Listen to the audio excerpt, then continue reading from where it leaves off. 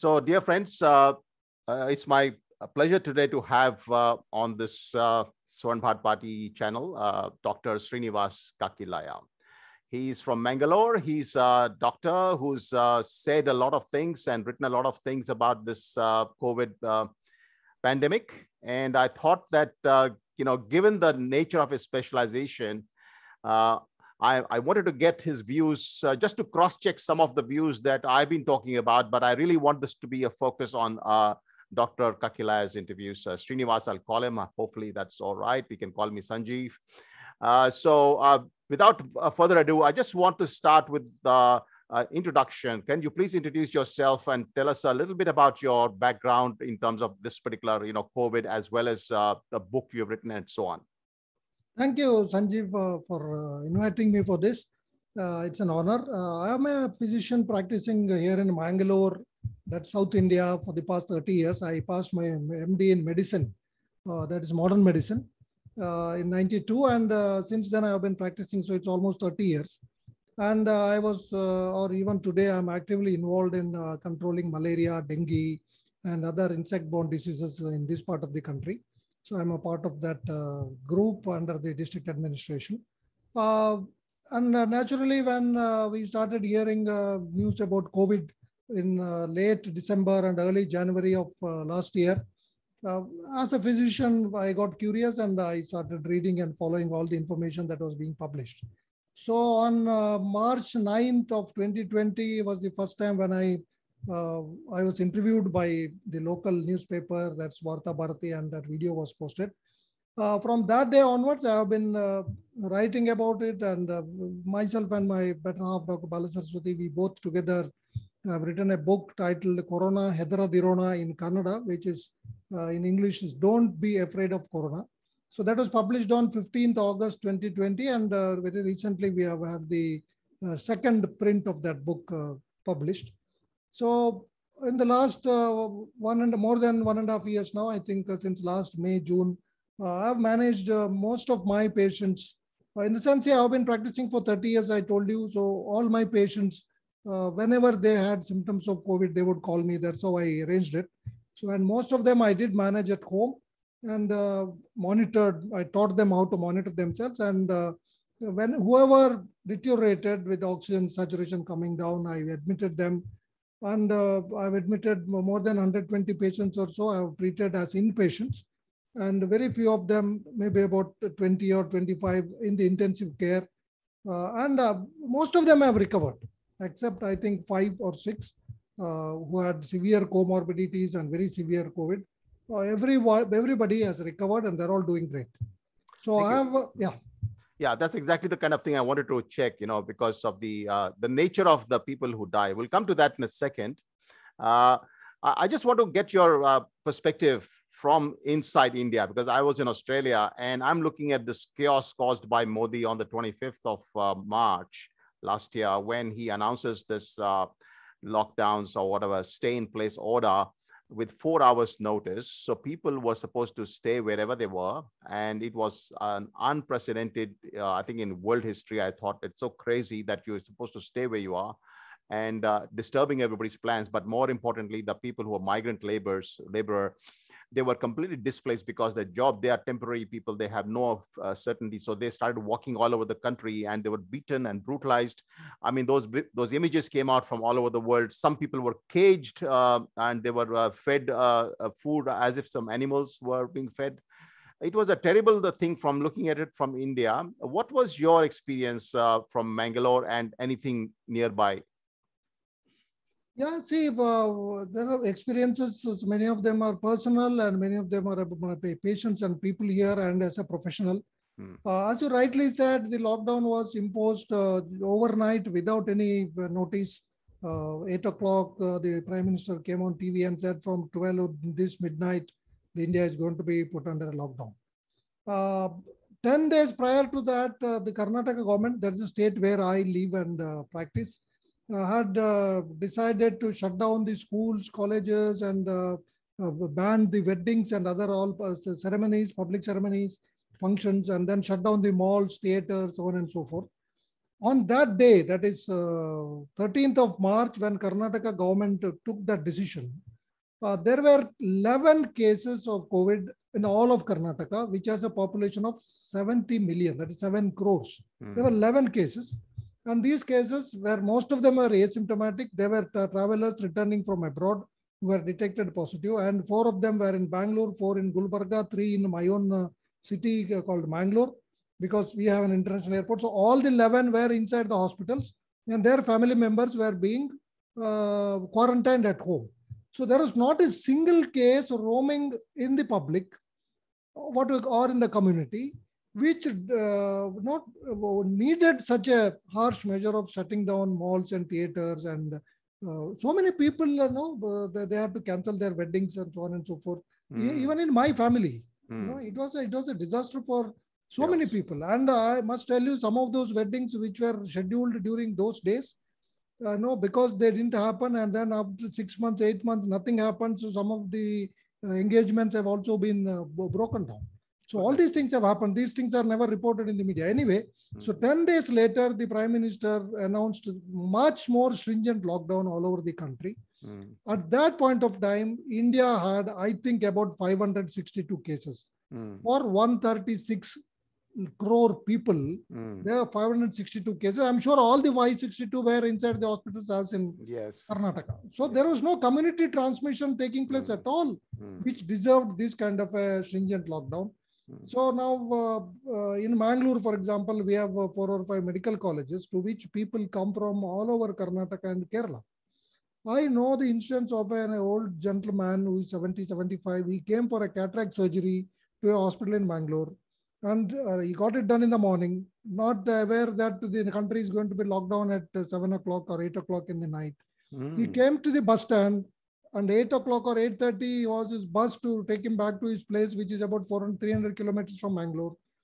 He spent next 35 days in the bus shelter, being fed by the local people.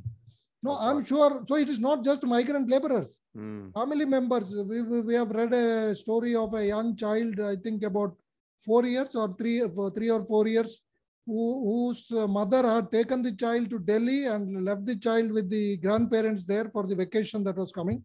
And then the lockdown was announced. And after the lockdown was relaxed and the flights resumed after about 2.5 months, the child traveled alone because the grandparents were not allowed to board the flight, considering their age. The child had to travel alone from Delhi to Bangalore, and the mother went to receive the child. So it is not just migrant laborers or the poor. Every household was affected by this draconian lockdown, which went on for 63 days. It started off as 3 weeks, then it was extended by another 2 weeks, then 2 weeks. So totally it was about 63, almost 2 months. It reminds me, I don't know whether you played a game called Statue when you were a child. In the game of Statue, people are just standing and doing whatever they are running around, and suddenly you point at them, say statue, and you're supposed to stop.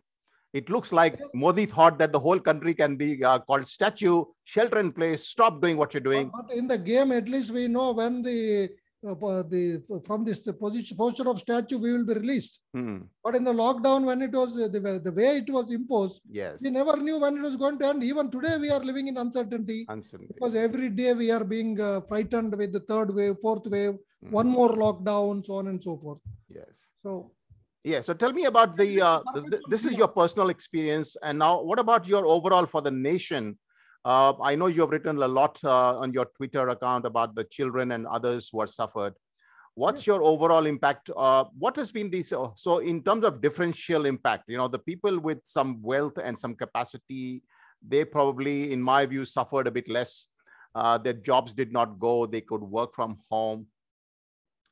There were businesses who were suffered quite a lot in India, even the small, medium businesses. I know that from my own family.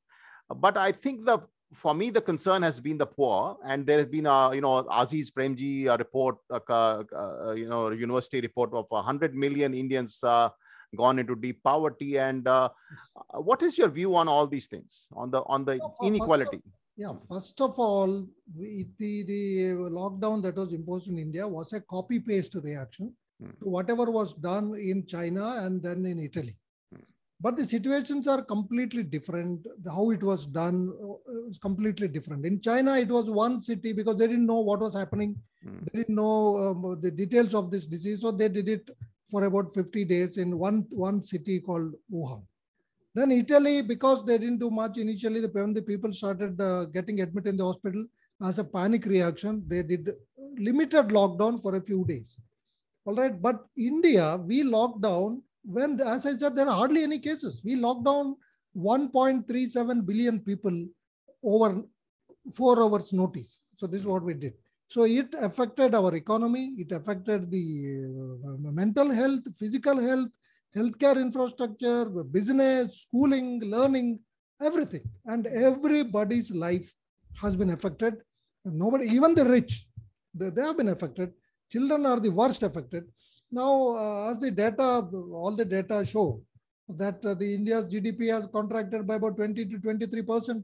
There are job losses about 120 to 130 or even higher numbers of in millions. Millions. And yes, 12 to 13 crores. That's what they say. But actual job losses may be much more. And almost 50% of the households have lost at least 3 to 4 months of their income. And just to add one line here, maybe India is the only country where the government has not given a single paisa benefit to the common man who has suffered due to the lockdown announced by the government. Now, I'm not aware of what exactly has happened in Australia, but I'm aware of what happened in Pakistan, what happened in Canada, what happened in the US, where direct money transfer was done to each and everyone's account. And in fact, on the same day, March 24th, when our Prime Minister announced lockdown, the very same day, Canadian Prime Minister and Pakistani Prime Minister also announced measures there. And Canadian Prime Minister announced a assist package of about $17 billion. He spoke for 3 minutes. And all the 3 minutes he spent on saying how much money we are going to give to private employees and help the private sector to pay the salaries, so on and so forth. Here, nothing. Here, the private managements were asked to pay the salaries. And when the shops and business establishments shut down, the government should have thought how the person can pay the salary when the business itself is shut down. Yes. So many, just a week ago, there was a report from Bangalore where about the auto rickshaw drivers, about 150,000 auto rickshaws are plying in Bangalore. Out of which 75,000 are now at home. They are not plying on the roads because there's no business yet, because most of the people are working from home. So the demand is lower. Yes. Is much less. And almost 35,000 autos have been seized by the financiers because the poor auto rickshaw drivers have not been able to repay the loans. Yes. So the government has not helped anyone. Yes. So this is the reality. And the worst affected, as I said, are kids. Nowhere in the world schools have been shut down for 1.5 years. I'm sure in Australia or New Zealand, where even now the stringent lockdowns are going on, schools I'm sure are open. And almost all the countries in the world have kept the schools open. Most of them throughout the pandemic, some of them, except for 1 or 2 months, they have all kept the schools open. Here, the schools have remained shut. And the worst part of the whole thing is, this is how the entire exercise done in India has been completely unscientific. The fact that Corona doesn't affect younger kids at all. Less than 10 years, it does nothing. Less than 20 years, it hardly does anything. No morbidity, no mortality. But we have opened the bars, we have opened the theaters, we have opened pubs and such other activities. We have opened the religious festivities, but we have not yet opened the schools of Anganwadis and primary schools. The children studying there are not going to be affected by COVID at all, but we have shut them down. So it's completely irrational, unscientific, and that's why the learning loss is up to about 80%. This is what the reports say, particularly language skills and mathematical skills. Yeah. In fact, I'm in touch with a principal of one of the big English schools in Guwahati. He's also the president of Swarn Bharat Party. And he has been going around Assam and essentially says children have forgotten everything. They're basically back to where they were maybe 2 years ago. Now you have to restart.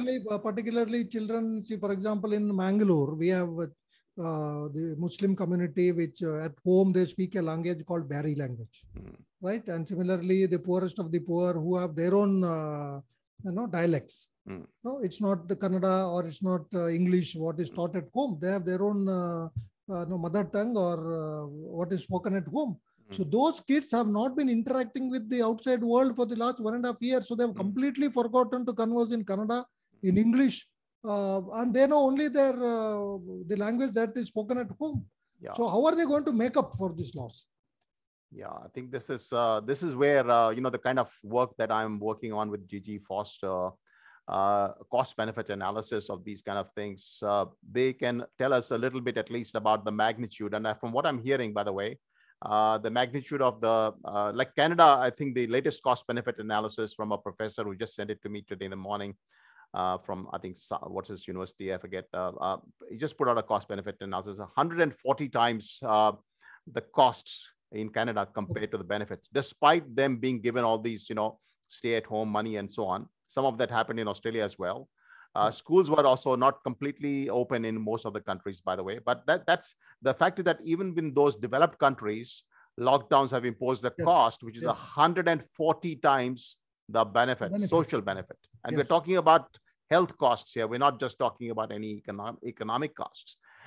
For India, the way you're describing is absolutely catastrophic. And I would imagine that it would be an order of magnitude above that. For the next 50 years, it's going to be 50 years or 60 years we may take to recover from this. To recover from this self-created suicidal action of Mr. Modi. You'll pardon me, I'm actually a very political person. I've fought all bad policies. Fact is a fact. So yes, a fact is a fact. And Rajiv Gauba was the India's cabinet secretary throughout this entire period was my good friend and colleague in the IS, Rajiv Gauba. And I've sent him all these, my articles about the harms that lockdowns will cause, particularly to India. And unfortunately, there's nothing that really happened. So I think this is going to be a topic for us for a long time. If I can add one sentence, it's very clear that the government has not taken the views of the experts. I'm sure many of the officials we have very good officers. I've seen in Karnataka, some of the best officers were handling health, but they were not allowed to consult real experts. The political forces had their own friends and others in the expert committee, and they have misled the government, the so-called political leaders. So the experts were not consulted at all. The real experts were not consulted. India has the best of brains. Yes. Because we have controlled so many diseases over the past 70 years. Absolutely. Malaria and tuberculosis and leprosy and HIV. HIV, we showed the way to the world how to control. No, we didn't follow the model suggested by WHO. We had our own model suggested by our own experts like Dr. Jacob John, and we had Dr. Jayaprakash Mulil. They have been very vocally saying from day one that lockdown is not for India. But none of these experts were consulted. That's the saddest. In fact, BBC did report on that the central government didn't consult any experts.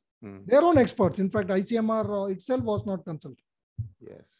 I think this has been a very political reaction, as you can see in Karnataka, where before even Modi announced, they had already taken some actions politically. So it looks like there was panic and there was hysteria, which is what... Or maybe Karnataka was a test case. They tested the people with this limited shutting down malls and theaters. When nothing happened, when people didn't voice their concern or didn't oppose it, probably the central government got emboldened to do this national lockdown. Yeah, the question really is, why would the government want to destroy the country? And effectively, it is a destruction of an unprecedented scale. So that's, I think, a question. No, but I should remind everybody seeing this, or you would have followed it. The policy of the Niti Aayog, which has come in place of the Planning Commission, one word is disruption. You see any document published by the Niti Aayog over the last 6 years, and if anybody can see the videos of the CEO of the Niti Aayog. In every video, in every document, in fact, the National Health Stack document draft based on which now the new health ID has come. In the second page, the CEO and the first page, the medical advisor, that is Dr. Vinod Paul, and then second page, the CEO. Both of them speak about disrupting the healthcare system. So he has also spoken about disrupting the IT sector. They have disrupted the economy by Yes. Are you talking about the guy called Amitabh? What is his name? Amitabh Kant or something, is it? Amitabh Kant. So disruption is the buzzword or the most... No, he's an absolute clown. I unfortunately have commented a lot about his stupid ideas over the years. No, I think somewhere this lockdown would have helped in their agenda of disrupting everything, devaluing the national asset so that... Yeah, look, I'm in very close touch with some of these guys. I mean, Vivek Debroy, for example, one of the best economists of India, he sits on the Niti Aayog. So Niti Aayog fundamentally is not a bad organization, but there are some really stupid people around. I mean, the thing is, I mean, India has some of the best brains, as you rightly said, on how to deal with these things. But how did we manage to do this? I think that's the topic we will move on for, because so much more to discuss. It's a question mark on which I think many books will be written. I'm sure you'll be writing books as well on this with your views. So you have the knowledge. One of the questions I think I've asked you earlier was, in the case of countries like Australia, like Canada and the USA, the pandemic plans were all very clear that there would never be a thing like a lockdown. Oh, very, very clear. They're rock solid, clear-cut risk-based approaches that are prescribed. So I've been searching for India's pandemic plan, which I unfortunately couldn't find so far, but I hope that we can, we need to start analyzing what was India's plan for these things. Like you said, we have the experts, but what did the plan for doing it? Or was it just a kind of thing that let it come and then we'll analyze? Because I do know that a lot of stupid modeling happened in India that I kept reading about. Big models came, that models were there all over the world. India was not far behind. And those models seem to be the ones that have influenced the panic and increased the panic in the media in India as well, apart from all over the world, leading to this chaos. So yes, it's a very sad situation. I'm glad I'm talking to you, because you've given me many more pieces of information that I will be obviously developing. I wanted to ask you another question, a few things. Based on your personal experience, now we remember we discussed about the comorbidity profile of patients who are the the ones who died, the ones you saw. What was, because in the USA, the CDC's assessment is that unless you've got 9 or so many comorbidities, your probability of dying is very low. So 6 and above, the comorbidities that really increase your chance. But if it's just 1 or 2 comorbidities, you've practically got 0 chance of dying from COVID. That's CDC's own data based on analysis of hundreds of thousands of patients. What was your analysis, even the small sample? Was this consistent in India as well, the same thing? No, it is actually, I'll take one step ahead of whatever is being said by any government or any agency. In fact, last April 2020, me and my wife, we analyzed the mortality figures that came from, at that point of time, from China, Italy, USA, UK, Iran to some extent. We didn't have much of the details there though. And 196 cases that had happened in India, the deaths that had happened in India by 8th of April 2020. And our finding was very, very glaring. And what was that? All the deaths, or almost all the deaths, except maybe a few exceptions of details of which were not available, happened in people who were suffering from what we call as metabolic syndrome. So this is very interesting. So what is metabolic syndrome? We have obesity, we have diabetes, we have blood pressure, we have heart disease, we have some of the cancers. So all these today, these are clubbed together under what we today call as metabolic syndrome.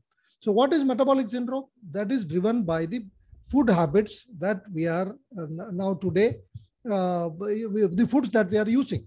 So the food that, the so-called modern food that we are using is what is driving the metabolic syndrome, obesity or diabetes, whatever I told you. And that precisely worsens COVID. So had the medical community, had the scientists of the world and the governments of the world given a thought to this way back in April, if we had advised our people, look here, this disease seems to be attacking the metabolic syndrome. There is a connection between modern food and modern. In fact, later on, we made a graphic image wherein we call it a triad of modern disease, modern food, modern lifestyle, and a new virus. So the new food is the westernized food, what we call in India. So the breads and biscuits and noodles, and basically eating lots of sugars and fruits and fruit juices and processed foods. That is what drives the metabolic syndrome. Then the new lifestyle is one where we are all sedentary, we don't do much exercise. So Yes. these two together will affect your immune system, will affect your inflammatory pathways, and they will help the virus to bind, because these diseases increase the number of the receptors which is used by the virus to bind. So the virus, the new virus joins with these two, new food and new lifestyle. That is what is creating the havoc. So we knew it in April last year, 2020. Had the medical fraternity and the scientific world alerted the people, look here, you take care of your food and go for a regular walk and exercise, you can minimize mortality. Yes, a walk. Prevented most of this. They stopped people walking. They said no vitamin D, nothing. You stay at home. You're absolutely right. We did the opposite. It is the opposite. This is the interesting, because what you just said is very thought provoking, because people have been searching for remedies in different fields. Some people are looking at the immune system, and some people are looking at things that ivermectin. I'll come to that, etc. What you've got is a really good point that which has been discovered. In fact, matches the latest study which I just saw, that this particular virus causes symptoms that increase the blood sugar. So the blood sugar part is being detected among the COVID patients. After autopsy, they found that there was a disproportionately high level of, in the autopsies of people with blood sugar, which is actually not caused by the lifestyle alone, but probably linked with the metabolic weaknesses of the system, which allows the COVID to multiply so it disrupts the pathways of insulin, etc., causing this whole thing. Now, the detailed terms, I forget, is the latest study, but you're pointing to a very important solution. So they actually said in that article that there is just like a particular remedy exists already to deal with that issue of, extra sugar, which is created by the COVID, and also facilitates, the sugar in the body facilitates it. So no, just for 1 second. But see, I don't know. I've not read that paper. Whatever you're saying now. Just today. But yes. Many of those, maybe they're looking at drugs or therapeutics to block these pathways. None of those are needed. See, it is just the ACE2 angiotensin converting enzyme 2 receptor, which is enzyme that is used as a receptor by the virus. The ACE2 is linked to blood insulin secretion and management of metabolism in the body, management of blood pressure in the body. Right. So what happens is, when somebody is overeating these things and has a very poor lifestyle, as I said, they have a compensatory increase in their ACE2 levels. Okay. So there is increase in ACE2, which is to help control blood sugar and blood pressure. When the virus enters the body, it attaches to the same receptor. So it destroys this balance which was achieved by increase in the ACE2 numbers. Correct. So that is what causes rise in blood sugar, blood pressure in COVID cases. And if all I have to say is to put it in one sentence, anyone who has not yet got COVID, or who is right now suffering from COVID, please give up your sugar, please give up your fruits and fruit juices and all the processed foods. That will reverse the metabolic disorder that is there in your body within a few days or few hours. And definitely it will help you to recover from your COVID. This is what I have done with all my patients of COVID. I advise them, whoever is staying at home, and they have done it, most of them, and whoever is admitted, I advise them only this. I have not used any of the drugs, no remdesivir, no tocilizumab, nothing. Very rarely we have used steroids when they're very seriously ill. But most of them, as I said, have recovered with only this dietary management, lifestyle management. That's what everybody should be doing. It's very simple. No need for any medicine. Wonderful. This reminds me, today I'm on fast, 36-hour fast, water fast, basically just water. So I've started doing this for the last few weeks, over the last month and a half, or 2 months actually, just to see how it works. And I understand that also will probably help, isn't it, in such a situation? A bit of fasting will go a long way. To reduce the unnecessary sugar and other things. In fact, evolutionarily, man, all along for about 2 lakh years of our existence, except for the last 3,000 years or so, we have been eating only once a day in the evening. We were hunter-gatherers. Morning, we set out and look for food and bring all the food home, and then evening, all of the family would sit together and eat. So we were eating once in the evening. That's how our body is designed to be. But I'm not saying eat once in the evening. What I'm saying is it's enough if you eat what is needed in the evening once. So this fasting, as you are saying, To some extent, it will help. But you should get nutritional food thereafter. Of course. I'm not trying to be a doctor. I'm just suggesting that the idea of good lifestyle, I think, makes so much common sense. You know, that it's surprising that the remedies that they imposed, the lockdowns, were actually in Melbourne. The lockdown was that you will stay indoor. You cannot leave your house for 23 hours in a day. There was a curfew as well, and only one person can go shopping. So no, this has been a crazy system. That is counterproductive. There is a study published in British Journal of Sports Medicine. 28,000 people have been followed up over the last 1 year. Lockdowns and lack of exercise increased the morbidity and mortality due to COVID. It is now proven. I would love to see that. If you don't mind, I can forward it to you. I would like, because I'm collecting all this information for a cost-benefit analysis. People, instead of locking them down, they should have been allowed to go for a walk. Go out. Yes. Now, tell me something about this sudden collapse of the India's health system. Now, I'll give you a bit of a background here, Srinivas.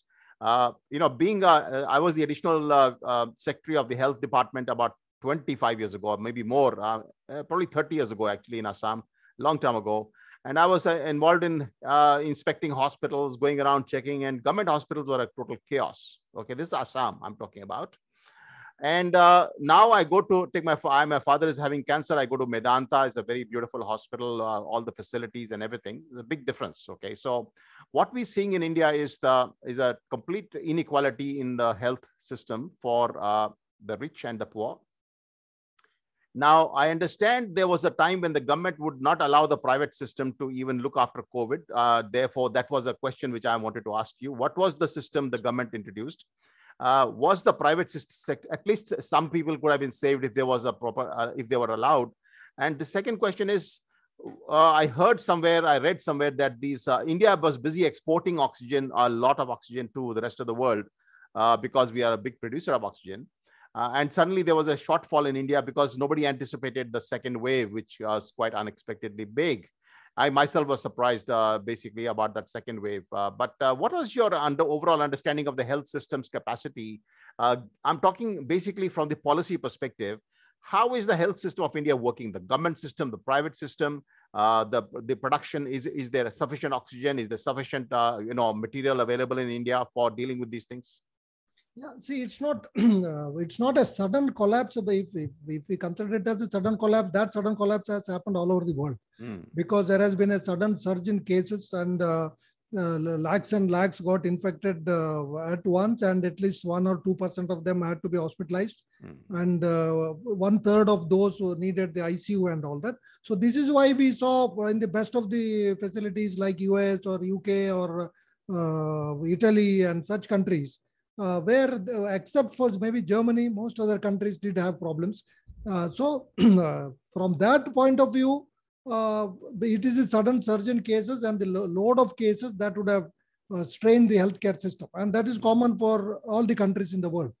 But in India, the investment in public health has been, or is even now, abysmal.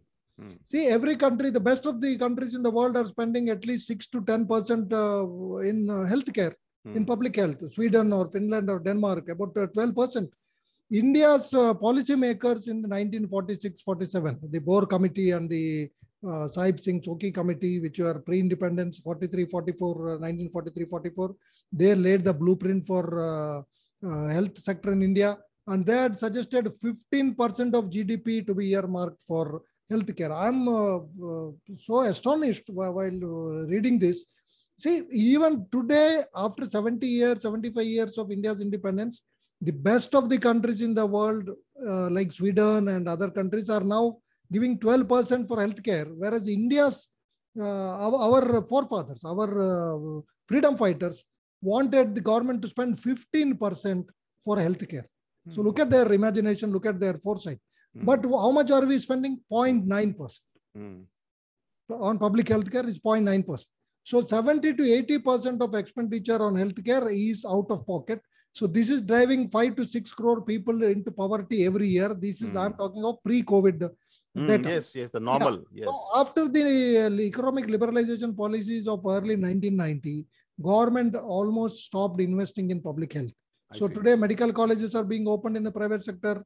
And with the new government, is even handing over primary health centers to district hospitals to the private corporate hands. So therefore, there is no public health care, virtually no public health care in India now. It's on the verge of collapse. That is number one. Number two, the government said it will provide free care for all the COVID patients. Okay. That did not happen. That did not happen. The amount that was promised to the private hospital under Ayushman Bharat as of December 2019, this is pre-COVID, about 10,000 crores were pending. The government had not paid. So I don't know now, many hospitals are raising that issues with the government that you said you will provide the money where you have not provided. So neither the government is providing money to its own hospitals, nor is it providing money to the private sector that it had promised. The third thing that the government did, myself, I had written to the Karnataka government way back in March 2020, I think March 22 to be precise, that we don't have to do this kind of policy of admitting each and every COVID patient. No. That's where we went wrong. What we should have done, because Italian doctors wrote a piece in, I think, British Medical Journal in early March 2020, that please don't do the mistake that we did. Don't call everybody to the hospital. Ask people who are infected with COVID to stay at home. Send mobile units to their households and to monitor them. Hardly 3 to 4 per 1,000 would need hospitalization. So identify those people at home. First shift them to a local nearby hospital, maybe a primary health care center where they will need only oxygen. If there is further deterioration, only they should be shifted to the major tertiary care center. But this model, if we had followed, we didn't have to go through what we went through. Dead bodies floating on the Ganga and people not getting beds and oxygen scarcity, so on and so forth. So nothing was planned. So as you said, you raised that question, was there a pandemic plan? I don't know whether there was a pandemic plan, but definitely as far as Karnataka is concerned, we didn't have a plan. We built COVID care centers in stadiums and other public utility places. Nobody went there. Nobody wanted to go there. So all that went completely waste. Oh, yes. So therefore, yeah. Let me tell you one thing. And coming to oxygen, just I'll add. Yes. As you said, India is producing enough amount of liquid oxygen. But that oxygen should be transported from the industrial facility to the hospital. So all we needed were few tankers and tanks near the hospital to convert this industrial liquid oxygen into medical oxygen cylinders. This arrangement itself was not done. We wasted almost 1 year. We keep saying that lockdown helped in creating facilities, but the lack of oxygen, the lack of oxygen itself showed that we didn't do anything. Oh, that's a good point. Very good point. That all these lockdowns are supposed, the excuse was that we will actually prepare for a worst case situation. We didn't even prepare oxygen tankers. Didn't prepare oxygen tanks. Yeah. Yeah. So the other point, which I don't know whether you're aware, but I thought it will happen, but I didn't realize it'll happen on such a large scale, is that there is a small section of the world community that has profited and from corruption, deep corruption during this pandemic. These reports are coming out from the USA, the UK and others. And Paul Fridger's book, The Great COVID Panic, has got a number of instances. I have a background, obviously, in India's administration. That's why I resigned. It's a very, very corrupt organization. Okay, the whole system is corrupted from the top to the bottom. So when you say that the 0.9% is actually allocated, that's the theoretical allocation. The practical allocation is about half of that, because much of that is stolen. Much of that is stolen, and is stolen in multiple levels by multiple tiers of organizations. So we won't go into details, but I suspect that with all these centers that you created, in stadiums, etc., a lot of money was being made on the side. A lot of people have become very rich from this pandemic across the world. People selling masks which are not required, selling, all these PCR tests which are not required. There are the billions and billions of dollars being made and minted by all sorts of corrupt organizations. And the politicians in India, of course, are involved. So I don't know about the BJP's involvement, but I would say definitely the average politician in India is very much involved in corruption. And so they would have seen this as a great opportunity. The people are very scared. Let's throw some money. Let's take the money to ourselves. And if people die, we can say, oh, this is just a pandemic. Nothing can be done. So, basically, it's a great opportunity. See, when we look at these people, Srinivas, when you look at these people and the government, you may think that they are looking after the welfare of the people of India. Okay. my experience has been, and that is why I left my job, they're only looking after their own pocket. They're not looking after the welfare of India. Okay. And they're looking after their, re-election and doing all sorts of corruption and evil methods. So I think we will not go down that path. It's very complicated, but that's probably a point to note that might have been the reason why maybe the money was allocated. If you go deeper, maybe the government did allocate, hundreds of crores of rupees for oxygen in the last year, March or April. And by the time the thing actually hit them, that money had been stolen. I don't know. We have to examine that. Now, another question. I have, there are reports on New York Times came up with an article saying India has underreported by 10 times the thing. And my understanding of reporting of COVID deaths, including, by the way, from India, I spoke to people, is that in India as well, a lot of non-COVID deaths, which were not created by COVID, were being reported because it was, it was more desirable to have declared a COVID death or something. So what is your overall, this is another of those gray areas. What is your broad understanding? Obviously, you have not specialized in this area, but what is your broad understanding? No, see, coming to the numbers, it is the government's Department of Science and Technology had brought out a paper, I think somewhere in December. In fact, that paper led to the later misunderstanding about second. You said you were also shocked because this paper said that by February, 90% of people in India would have got infected. So therefore, the second wave is not going to be there. And so government of India, including the Prime Minister, declared victory over COVID. Openly, they declared victory over COVID. Anyway, in that paper, DST had made a very interesting observation that the average number of cases would be 90 times the case reported. Yeah, that's 90 okay. times. That's okay. Yeah, this was last December.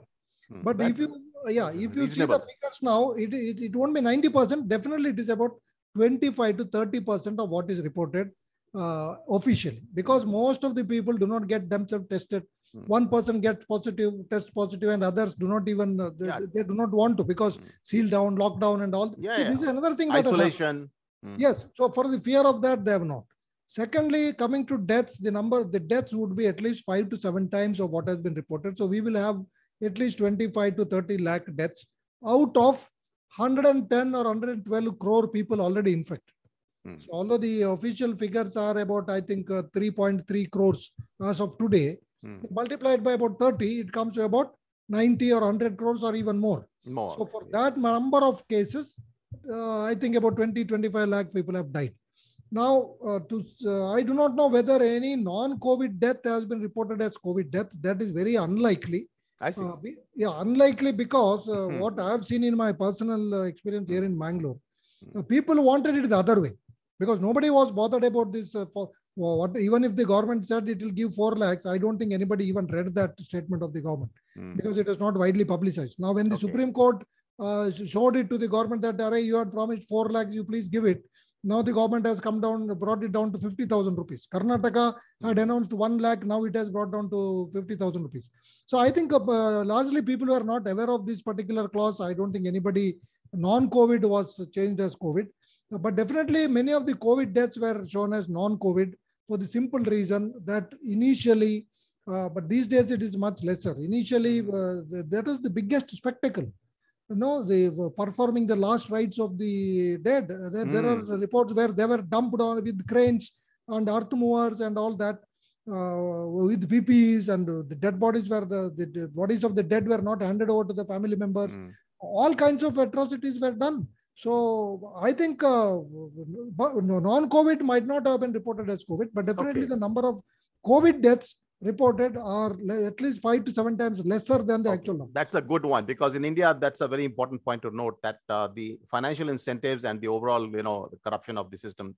In the West, there has been a dramatic amount of over-reporting. That I think I'm quite confident. But in India, you're right. The people want to, if they were to have non-COVID death converted to COVID, whether they get 50,000 or not, that's not guaranteed. But in the process, they are guaranteed to not be getting the proper treatment for the dead person. So they would rather not do that and have the proper funeral. In fact, many elderly, I know of quite a few cases, they did not even want their children to take them to the hospital. They said, no, let me die. Even if I'm dying, let me die here. At least you can cremate me. Don't take me to the hospital. This has happened in I understand. So I think that is a very good explanation of why. Story, So the numbers are uncertain, but I would say there are more people died in India than the ones that are reported, based on what you have said. And that's very good. Now, just a quick question. The models, we know the models failed all over the world.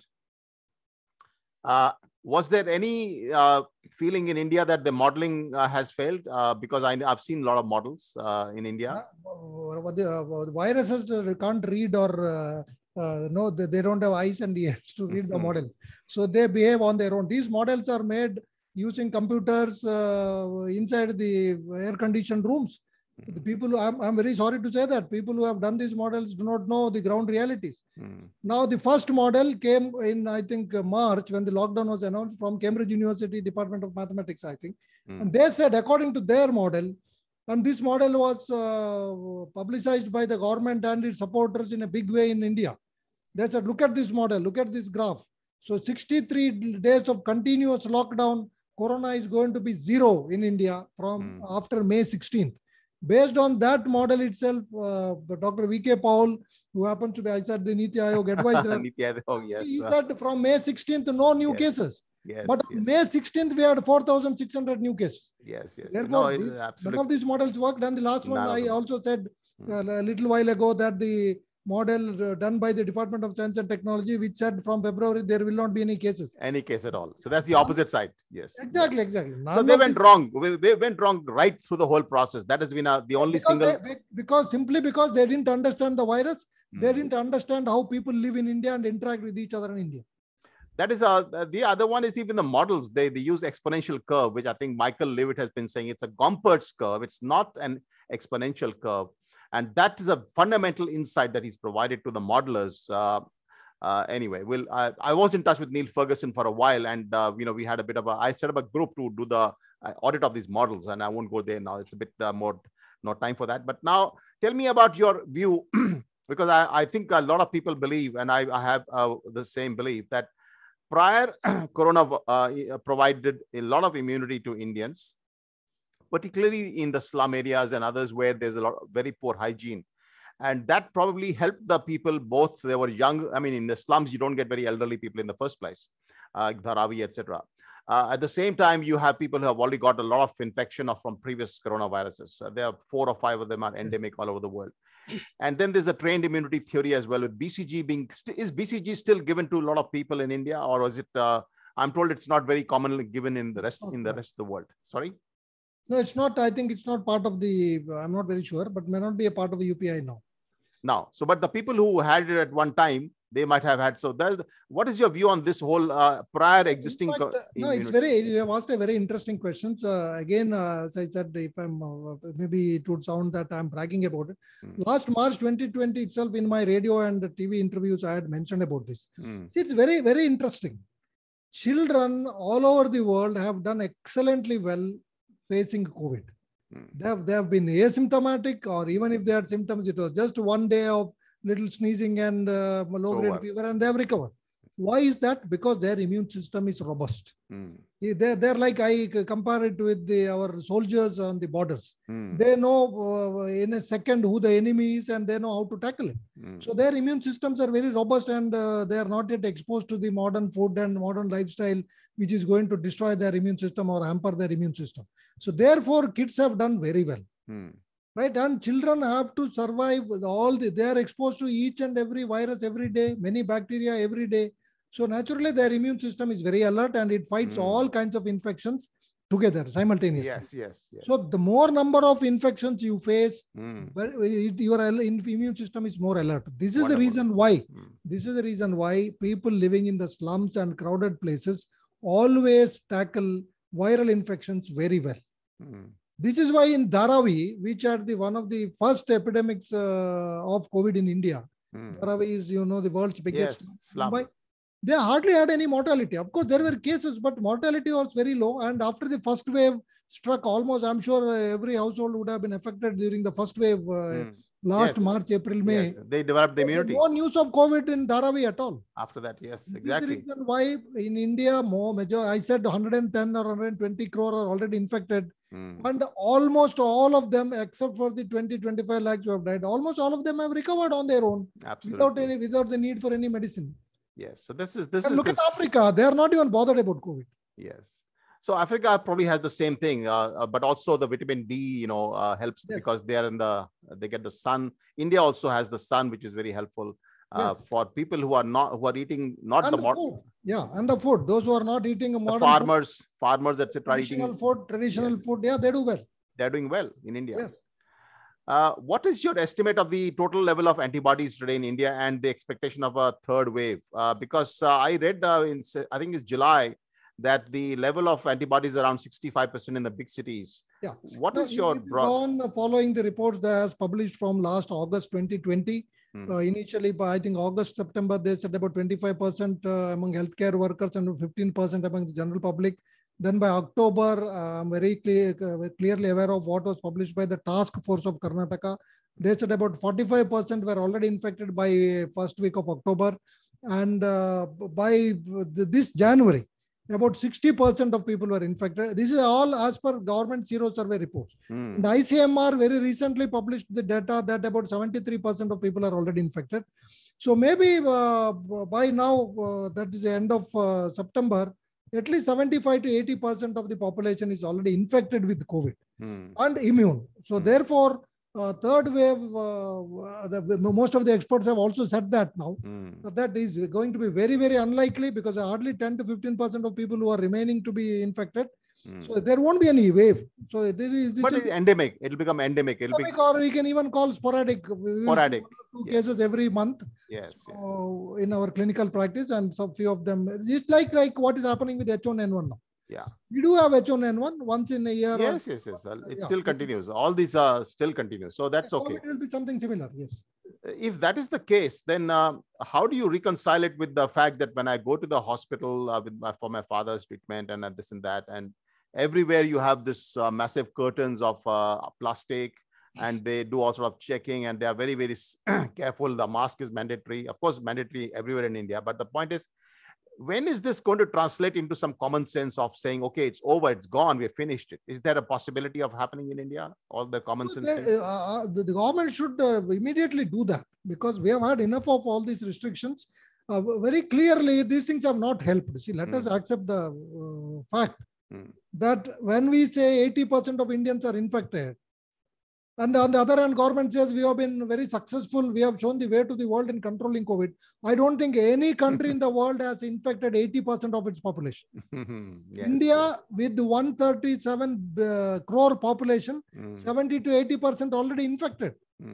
This is the government data. So therefore, when that is the case, when the community spread is almost over, when it is only sporadic cases, it is enough that all these mask regulations, and see, these regulations are only to beat up the ordinary people. Yes. The political rallies and the religious festivals and all these. You see the topmost politicians are posing for photographs or roaming around without masks. Yes. So why is it being imposed on ordinary people? Please let the government withdraw this.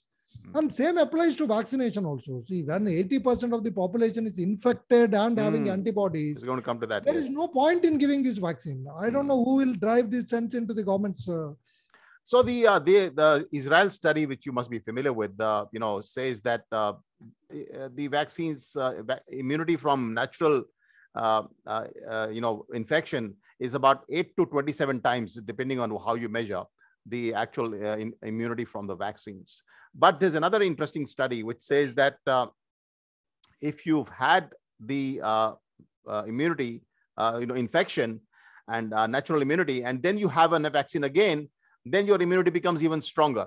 What is your view on the? What is this? No, I just want to know from any of these, including through you, I'm asking this question to the Director of All India Institute of Medical Sciences or the NTAGI, which decides on vaccination in India, or whoever.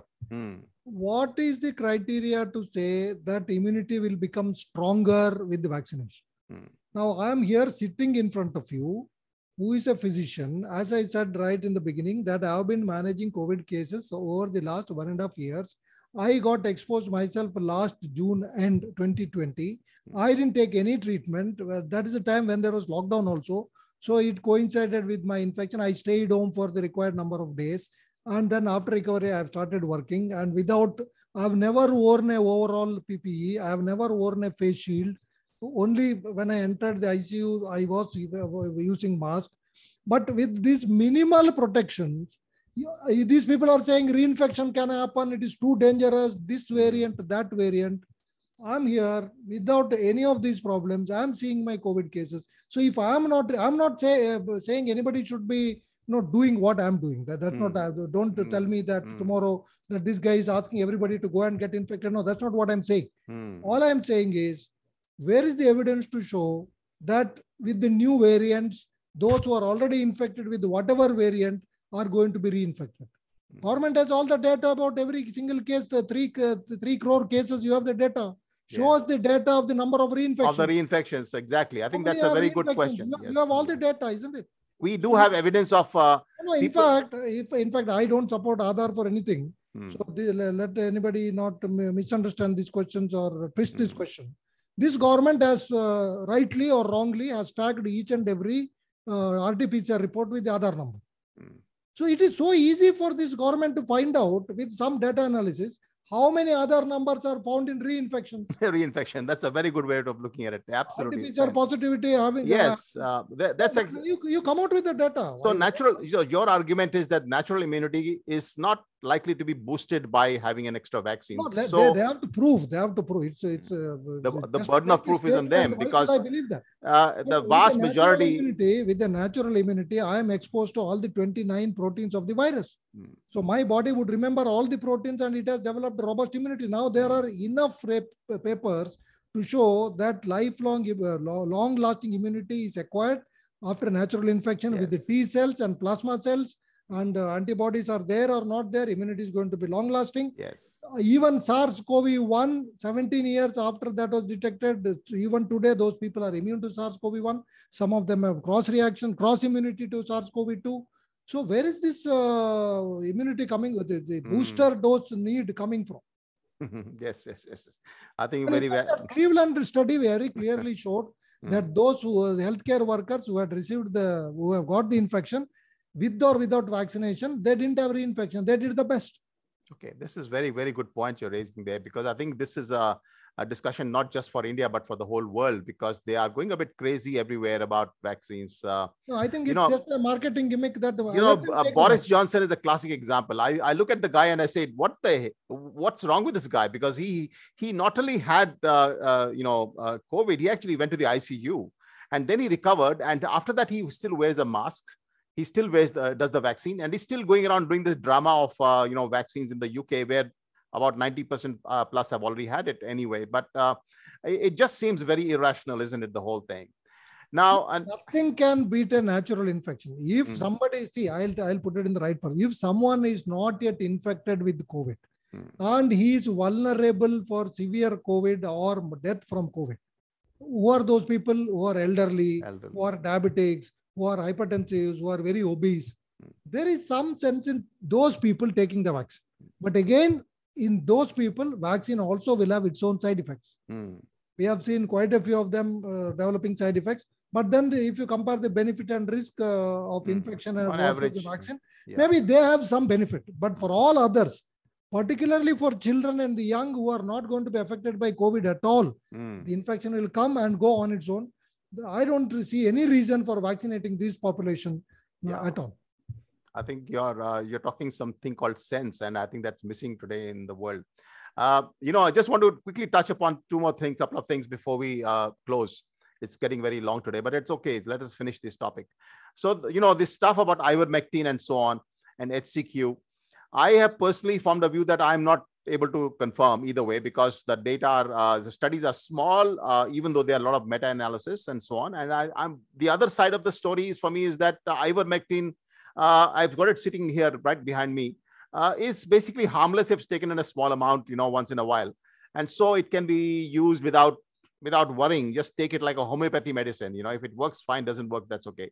HCQ, I don't know whether it's harmful, but the thing is, if it's taken in a small dose for a small thing, That's the actual recommended dose, by the way, for COVID. It's I think once every 2 days or something, 12 mg or something. So what's your view on this? Does it actually work? Have you used it? And you mentioned you didn't use it, but what's your general view about these two?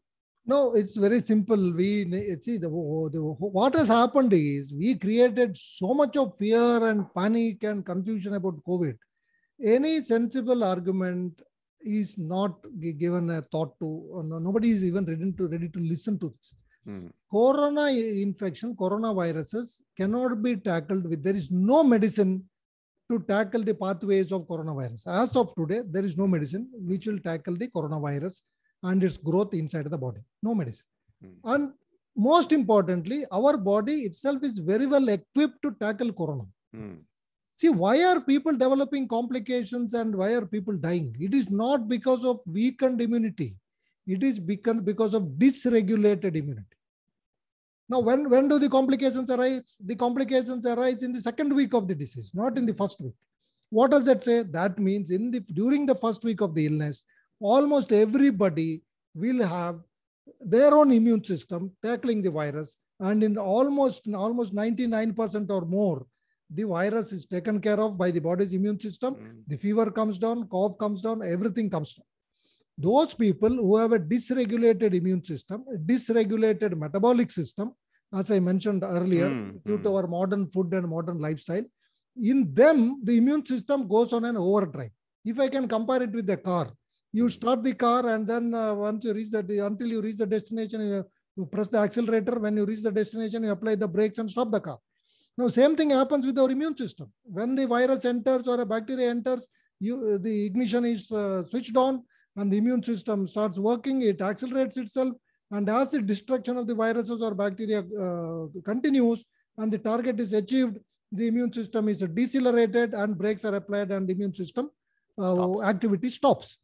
But this brake failure is what is seen in COVID, which leads to severe COVID. Yes. Why does the brake failure happen? Because of the modern food and the modern lifestyle. So therefore, the point I'm trying to make is there is no need for any medicine. There is no medicine available. There is no need for medicine. So let us take care of our health. Let us take care of our food and lifestyle. Now, coming to ivermectin, there is, as you rightly said, there is absolutely no data, no evidence to show that this works. In fact, the very company that has developed this drug, that's Merck, that published that issued a statement that, look here, this doesn't work for COVID. Please don't take it. It may have side effects. And the dose is not yet fixed. We don't know what is the dose that is required to kill this virus. We have only in vitro studies, lab studies. We don't have studies in human beings. So we don't know. So with whatever dose that is being used, it may work, it may not work. In fact, all the studies say that it doesn't work. Now, the most important thing is, we have in India, many people say we should allow it to be given. Most doctors have in fact used it. Most doctors have used. I have seen the prescriptions. In some prescriptions, there were 15 drugs.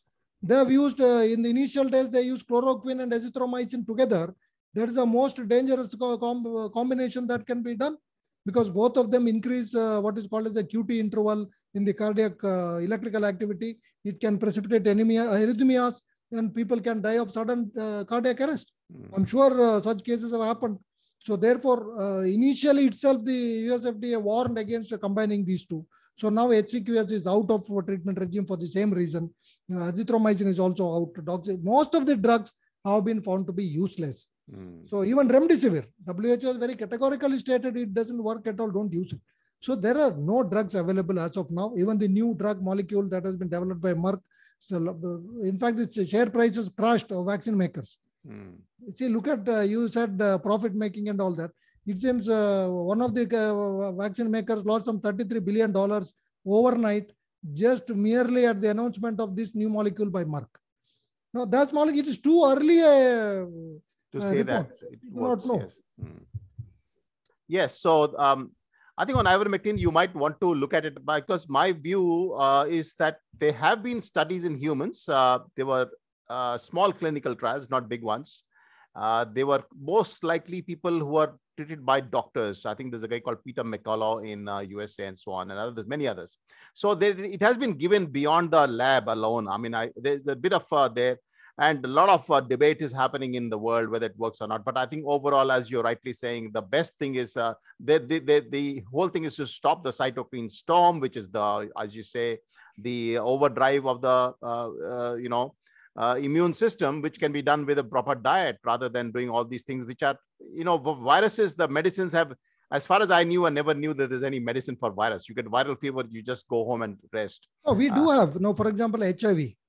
HIV, of course, is different. Yeah, yes. hepatitis C and hepatitis B. We have excellent medicines which have changed the, we have saved so many people. But that's a completely different ball game, yes. Yes. Different situation altogether. And of course, now I want to discuss this Indian issue, which is also happening across the world. I saw recently a declaration by the Southeast Railways general manager or somebody saying that everybody in the railways must get vaccinated by so and so date, otherwise they face disciplinary action and whatnot, including obviously termination. Now, you already discussed this issue that first of all, not all people need vaccines. Is there a way by which we can tell these people who are in the railways that, hey, go take it easy, guys. You're basically trying to do something which is not only unnecessary, but breaches, I would argue, the breaches the fundamental rights of the human being, which is under all the declarations, of the world, Syracuse and everything else, that we must have the right to choose what we put into our body. What is your view on this, both as from the vaccine perspective and the mandatory side perspective? No, there is already, there are a lot of issues related. See, number one, the central government has very clearly stated on its own website that taking vaccine is optional. I see. Voluntary. Very, very clear. Anybody can go and check their website on their FAQs or guidelines for vaccination. The first sentence is that taking the vaccine is voluntary. It is recommended, but it is voluntary. It's not saying without taking, if you don't take the vaccine, you're not allowed here, not allowed there. No. Number two, I think by now about 7 or 8 high courts in India have already passed orders that nobody can be coerced to take vaccine, and for having not taken the vaccine, they cannot be denied of their employment or rations or schooling or colleges or whatever. Okay. So these orders are also there. So I think these officers, South Southern Railway or whoever, or even in some private setup and in some departments in Karnataka also, they have passed such, in the university also has passed such orders. I think they are getting pressurized themselves to show that in their setup, they have vaccinated 100% people. It is not possible. It is not necessary. In fact, you are putting people at risk by vaccinating. For example, somebody has a very severe vascular disease or a connective tissue disease. He is prone for developing thrombotic episodes, or somebody who has an allergic reaction for the ingredients. In fact, the vaccine makers themselves have listed few conditions where vaccine should not be taken. Correct. Where they have said you consult your doctor before taking the vaccine. So if somebody's, some physician says this guy should not take the vaccine, how can Southern Railway manager force him to take the vaccine? Okay. Will he take the responsibility for the adverse effect? Well, good point. Good point. No, that's much better. I mean, that's much easier. I'm much relieved to hear these court orders. I know the Manipur High Court. Most important, many people feel that they will not be allowed to travel abroad. In fact, I see. Which is the question, the vaccine passport question. Yes. Yeah, it will not happen. It cannot happen. How do you say that? That's a good one. No, it cannot happen now. For example, children have to be, they should go with their parents when they travel. Elderly who have not taken the vaccine, they may have to travel. How can you deny? And if one person cannot travel, the other family members cannot travel without them. This simply cannot come. WHO has very clearly in its publications very clearly said that. But see, unfortunately, I want WHO and at least some of these international agencies to come out clean and say this in bold letters that vaccine passport will not come, don't force it. Instead of that, they are hiding these things within the statements. WHO has stated that natural immunity is good enough. Really? I'd like to see that actually. That's something I'll send it to you. It is there. Oh, please. That'll be fantastic. Yeah, they have said natural immunity. I'm learning a lot from your interview, this interview. They very clearly stated the natural immunity is very good. People who have got natural immunity should be allowed to do whatever they want to do. They need not be quarantined. So all these are very clearly stated directly or implicitly. Okay. So the government or whatever, Indian government or any government, most importantly, the medical organizations in India, when I say medical organization, the Association of Physicians of India, Indian Medical Association, they should open their ears and eyes and brains and give a rational thought to the whole thing. And they should advise the government, look here, what you are doing is wrong. This is not necessary. Correct. Particularly when 80% of people are already infected and seropositive by your own data. Data. Why are you forcing people to take, and why are you denying them their rightful employment or food or schooling or college? Oh, very well. This is good to know, because I think Modi had gone to the USA, and one of the things I read about was that he was discussing that there needs to be an agreement across the world about what kind of vaccines are acceptable so that people can travel, which means that implicitly he was agreeing that India will allow for a vaccine passport for people. No, in fact, our health minister, Harshavardhan, he has been removed. He's no more the health minister. When during, I think, September or October, he went to one of the international, I think, G7 summit or somewhere there, G7 meet of health ministers, very, very clearly said that India will not support the idea of vaccine passport. Right. How do you, no, that means you are not allowing most of the countries in Africa and the poor countries who cannot get the vaccine from traveling. But even they don't need the vaccine. I think apart from not. First of all, it's not needed. Needing. Secondly, in the name of vaccination, you are trying to create impediments for crores and crores of people for no fault of theirs. Yes, so I think what you have just said, I want to study this a little bit more, because I think Modi did say he did want a kind of agreed position across the world about who can travel and what vaccines. And if that's not true, I'll look at the Harshvardhan statement. We need to. The WHO is not saying that. I'm very sure. So this is a very big issue, because that will it affects the whole world. And if India can take a strong position against the vaccine passports, it is 1/6 of the world's community, so it can actually have a lot of effect on that. So I think from our political party side, which obviously Swarn Bharat Party, I advise, I'm a mentor, I'm a supporter. I'm also actually part of a political party in Australia, which I've helped to create. I believe in political action. That's why I resigned my job as well. I think the lesson from here is that the politicians of India have basically got a very, very bad result for India through the lockdowns. And as far as vaccines are concerned, I think the vaccine rate is fairly low at the moment. But like you said, it's not even necessary for everybody. But like you said, those who can benefit should take it. Based on consulting, I would agree. I keep recommending that please consult with your specialist, your own general practitioner. He or she will know what is the nature of your body's tolerance for various things. Like you said, if prior issues are there, then they should not take. And those should get medical exemption. But others, if they want, they can take, particularly the ones at high risk. But the children, etc., should not be giving. So I think this has been a very helpful discussion. Thank you for covering, pretty vast canvas, and I think a very long time. But it's very helpful because people across the world will benefit from this understanding of what is going on in India. A lot of misunderstandings about what's happened in India, and I think this will be very helpful. Thank you so much, Srinivas. Thank you, Srinivas. Brilliant. Thank you. Thank you.